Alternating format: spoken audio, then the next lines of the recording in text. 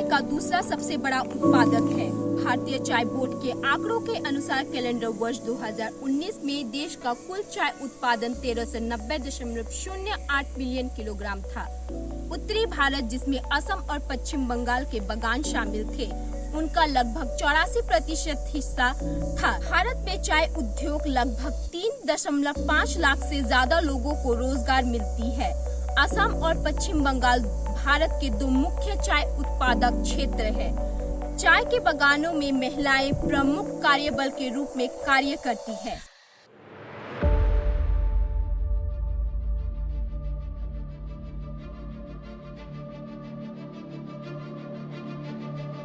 आवाज हो बुलंद के आज के शो में हम चाय उद्योग में काम करने वाली महिलाओं की स्थिति पर बात करेंगे। मैं पूजा ठाकुर आवाज हो बुलंद के साप्ताहिक शो में आप सभी का स्वागत करती हूँ।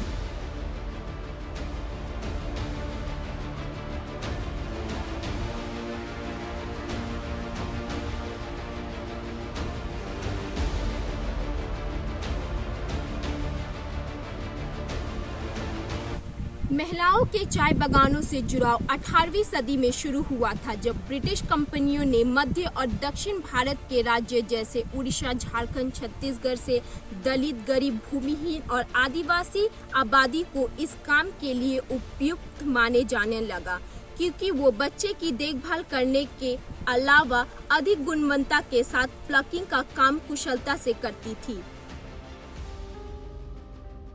कार्यस्थल में यौन हिंसा का भी शिकार होना पड़ता है, पर ऐसे मामले को दबा दिया जाता है या इन मामले में महिला को ही दोषी करार दिया जाता है, इसलिए महिला अपना मुंह बंद ही रखती है। चाय बागान में कार्यस्थल में यौन हिंसा रोकथाम के लिए कोई कमेटी नहीं बनी। बागान में स्थित स्कूलों में लड़कियों की शिक्षा का स्तर बनाए रखने के लिए किसी प्रकार का उचित व्यवस्था नहीं है। ऐसे में उन्हें बागानों में काम करना पड़ता है। आर्थिक स्थिति खराब होने के कारण यौन हिंसा के साथ वो मानव तस्करी का शिकार आसानी से हो जाती है, जहां पर उनका शारीरिक, मानसिक और आर्थिक शोषण भी होता है। बेटी कब से गायब है घर से? 16 नवंबर से। कहाँ गई है वो? कहाँ गई है वो तो पता नहीं चला है। अभी फिलहाल में पता चला है दिल्ली तरफ है बोल रहा है। कितने साल की है आपकी लड़की?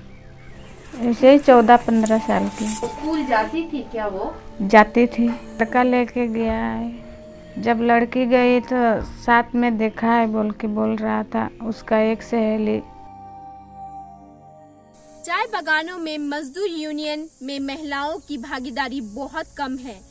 सरकारी बागानों में महिलाएं श्रमिक शगुन के काम में भाग नहीं लेती है, जबकि निजी बागानों में बहुत कम महिलाएं ही श्रमिक यूनियन में भाग लेती है। चाय बागानों में श्रमिक को दी जाने वाली आवश्यक सुविधाएं बेहद खराब है। वहां बिजली, पानी और शौचालय की पर्याप्त सुविधा नहीं है, जिसके कारण लोगों को बागान क्षेत्र में खुले में शौच करने के लिए मजबूर होना पड़ता है।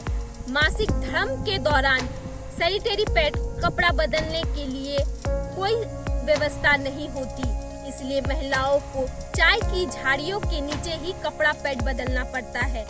जननी कहते हैं जो हमें पैदा करती है, हमारी माँ, बहन या फिर और भी महिलाएं हैं, उनका जो चाय बागान में रोल है, चाय बागान से आपको पता ही है कि चाय बागान में जो टी प्लकिंग का काम होता है, पत्ता तोड़ने का काम, वो महिला ही सक्षम है।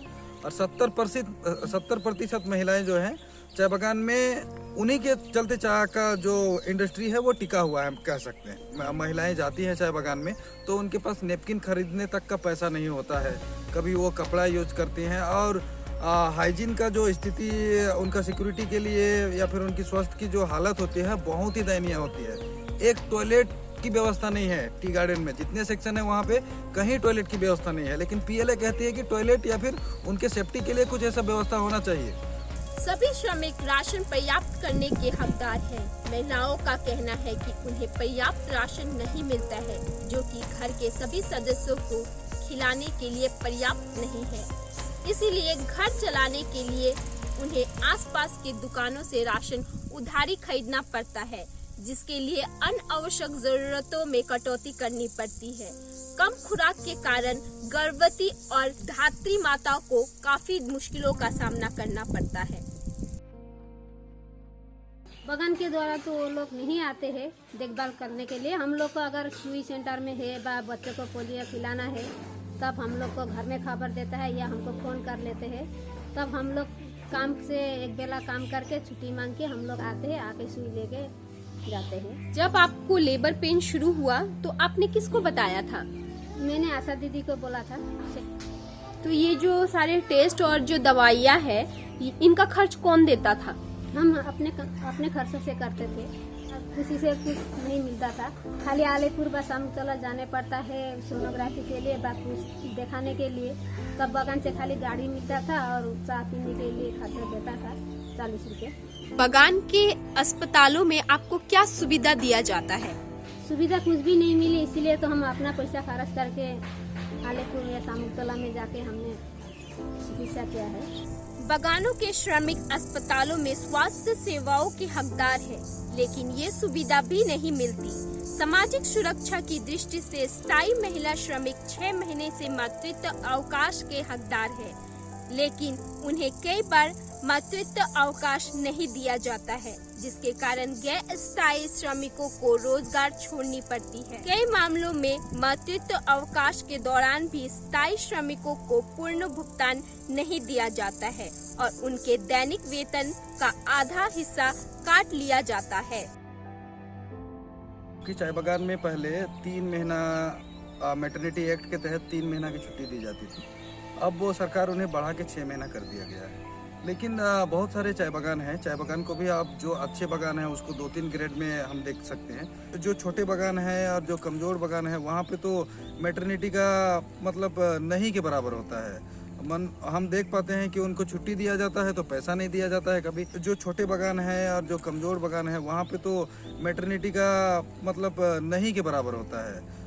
हम देख पाते हैं कि उनको छुट्टी दिया जाता है तो पैसा नहीं दिया जाता है कभी कभी ऐसा भी होता है कि छुट्टी देने के बाद भी उनको सही पैसा नहीं मिल पाता है। तो मेरे हिसाब से मैटरनिटी जो चाय बागान का हालत है वो उतना ठीक नहीं है, खराबी है चाय बागान में। महिलाओं का काम पूरे वर्ष और सभी मौसमों में जारी रहता है। मॉनसून के दौरान भी चाय की पत्तियों को तोड़ना बंद नहीं होता। बारिश के कारण फिसलन भरे रास्ते पर चोट लगने का खतरा भी रहता है। जूते और दस्ताने जैसे पर्याप्त सुरक्षात्मक साधनों के अभाव में काम के दौरान कीड़े द्वारा काटना सामान्य है। काम के खराब माहौल ने महिलाओं के शारीरिक और मानसिक स्वास्थ्य को प्रभावित किया है। कई महिलाएं अपने जख्म और दर्द को कम करने के लिए अक्सर शराब का सेवन करती है और वह अक्सर उदास और डिप्रेस्ड रहती है। सुबह की चाय की चुस्की लेते समय शायद ही हम कभी इन बातों का फिक्र करते हैं, पर हम आशा करते हैं कि आज के इस एपिसोड के बाद जब भी आप ताजी चाय की चुस्की ले तो एक बार जरूर बागानों में काम करने वाली महिलाओं के बारे में सोचिए, जो अपनी मेहनत से ताजी चाय हम तक पहुंचाती है। इस एपिसोड के विषय में अगर आपका कोई सुझाव हो तो कमेंट बॉक्स में अपनी प्रतिक्रिया जरूर दें। अगले एपिसोड में हम फिर मिलेंगे, तब तक के लिए आप वॉच होगी।